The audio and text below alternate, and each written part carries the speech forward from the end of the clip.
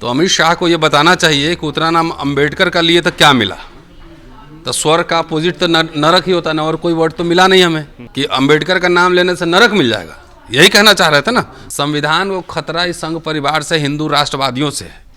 इन्होंने संविधान पे एक तरीके से हमला बोल दिया है। मनुस्मृति हिंदुओं के बारे में है, हिंदू महिलाओं के बारे में है, इसलिए बाबा साहब को मनुस्मृति जलाने की जरूरत पड़ी। तो एक तरफ संविधान था और एक तरफ मनुस्मृति था। टकराव इसी की वजह से हुआ। अब वो माफी मांगे।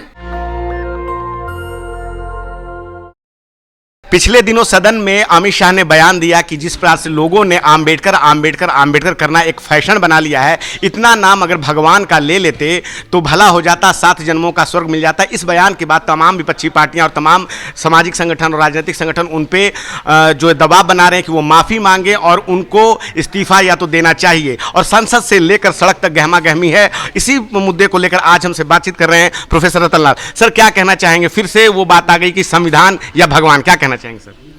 नहीं, वो जो सेंटेंस इनकम्प्लीट है कि उतना नाम अगर भगवान का लेते तो स्वर्ग मिल जाता।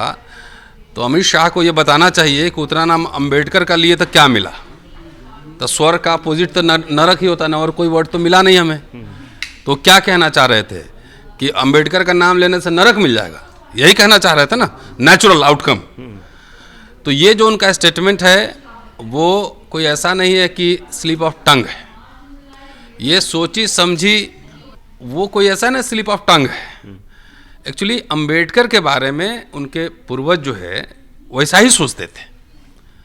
अंबेडकर जब संविधान सभा में गए, संविधान लिखे, तो आरएसएस बताए कि उस समय क्या लिख रहा था, उनके पत्रिकाओं में क्या छप रहा था, क्या संविधान को उन्होंने माना या बोला कि भारतीय मिजाज के हिसाब से संविधान नहीं है।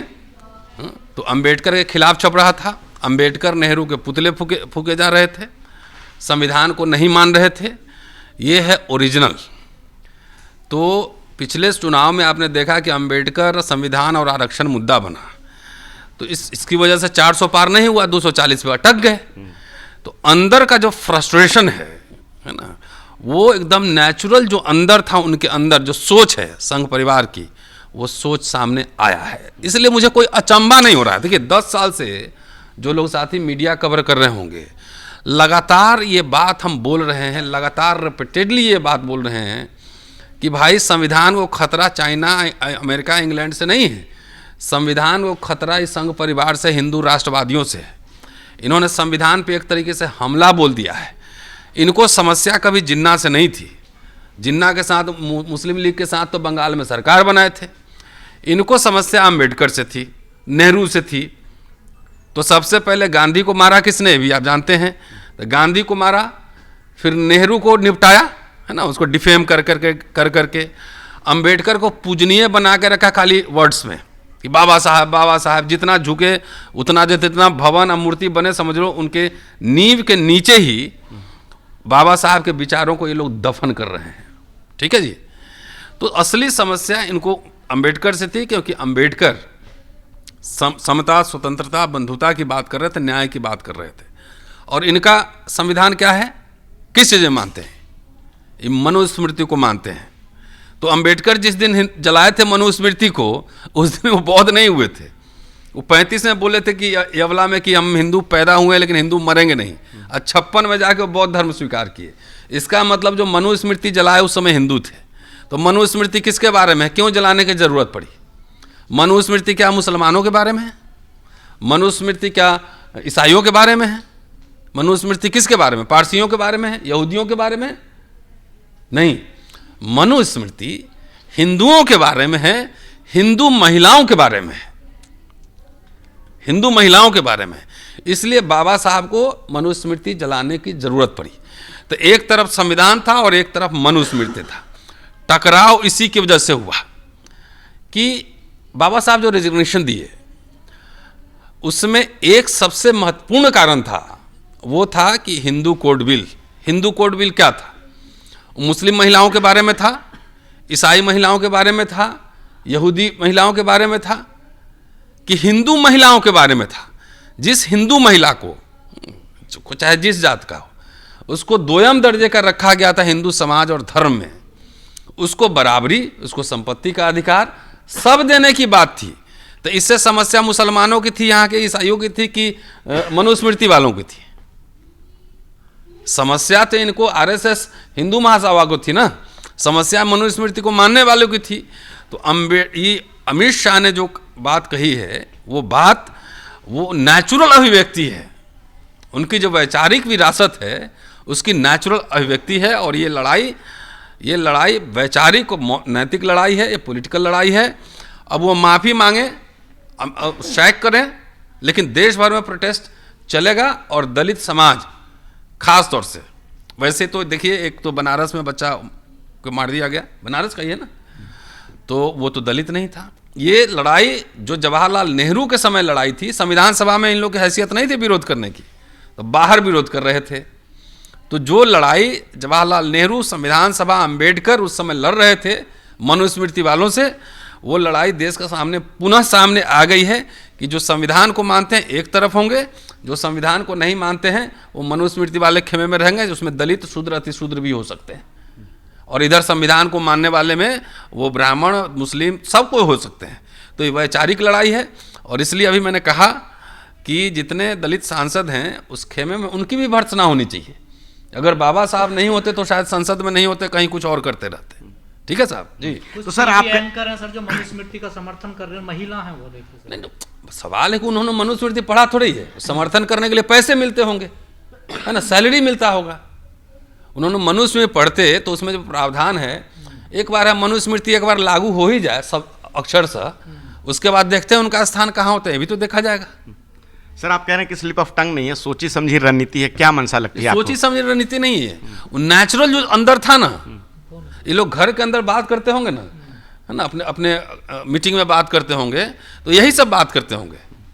भाई आप जो बाहर बोलते हैं, जो घर में जिस तरह का व्यवहार करते हैं उसी तरह का बाहर करते हैं ना, अचानक ओवरनाइट बदलते तो नहीं है। तो अपने अंदर संगठन में जिस तरह का आचार व्यवहार आचरण रखते होंगे उसकी नेचुरल अभिव्यक्ति है, ये मैंने कहा।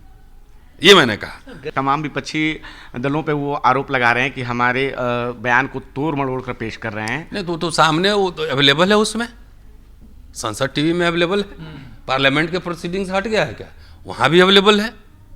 आप वो बात कर रहे हैं, उसका स्पष्टीकरण आ रहा है कि आप अटैक कर रहे हैं कांग्रेस पे खाली, नहीं कि जवाहरलाल नेहरू ने कुछ नहीं किया, आपने भारत रत्न नहीं दिया, आपने पीएम नहीं बनाया, हमने वो नहीं किया, स्मारक नहीं बनवाया।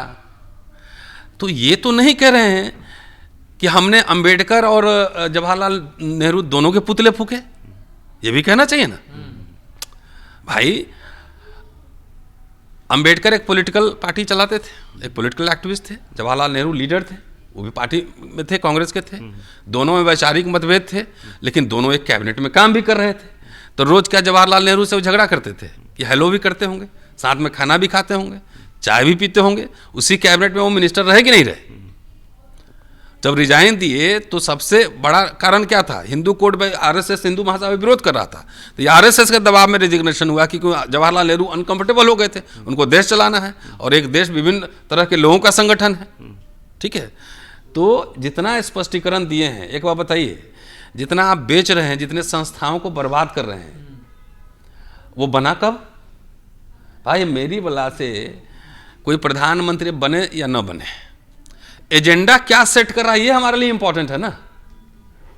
56 में बाबा साहब का परिनिर्वाण हो गया, तो इतने पब्लिक इंस्टीट्यूशन कैसे बन गए, आरक्षण लागू कैसे हो गया, बैंक का नेशनलाइजेशन कैसे हो गया, पीएसयू कैसे बन गए, स्कूल कॉलेज यूनिवर्सिटी में फ्रीशिप कैसे हो गया, वजीफा कैसे मिलना शुरू हुआ, फ्री में एजुकेशन कैसे मिलना शुरू हुआ, ये नहीं बताएंगे। इनसे पूछिए कि 10 साल में आपने कितने वजीफा दिए, कितने विश्वविद्यालय खोले, कितने पीएसयू खोले, कितने बैंक को नेशनलाइज किया, ये बताएं। दलितों के लिए आपने बाबा साहब का नाम तो ले रहे हो, स्कॉलरशिप विदेश का कितना दिया, वजीफा कितना दिया, ये सवाल तो उलट के पूछो।